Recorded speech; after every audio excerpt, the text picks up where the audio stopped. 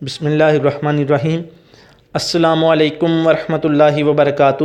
سب سے پہلے نئے آنے والے دوستوں سے گزارش ہے کہ اگر میری ویڈیوز پسند آئیں تو لائک اور سبسکرائب ضرور کر دیں، شکریہ۔ اور آج کے ٹاپک کی جانب بڑھتے ہیں۔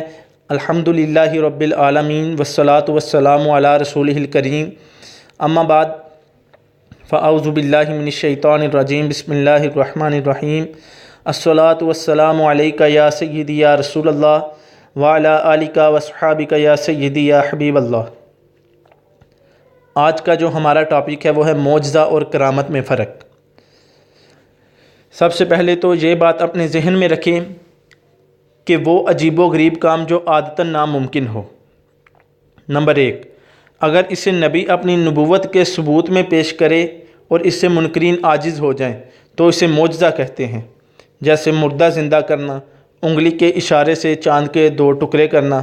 اس کے علاوہ بھی سرکار علیہ الصلوۃ والسلام کے بہت سارے معجزات مشہور ہیں۔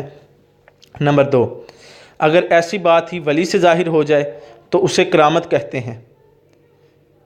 اور اس کے ساتھ یہ بات بھی یاد رہے کہ اگر اسی طرح کا عجیب و غریب کام کسی بدکار یا کافر سے ظاہر ہو تو اس کو استدراج کہتے ہیں۔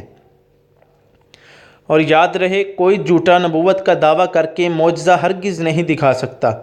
اللہ تعالیٰ جھوٹے کو معجزہ عطا ہی نہیں فرماتا، ورنہ سچے اور جھوٹے میں فرق نہ رہے، کیونکہ نبی تو معجزہ اپنی نبوت کے ثبوت میں پیش کرتا ہے۔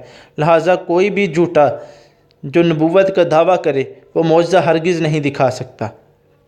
اللہ تعالیٰ سے دعا ہے اللہ تعالیٰ ہمیں اس پر عمل کرنے کی توفیق عطا فرمائے۔ وما علینا الا البلاغ المبین۔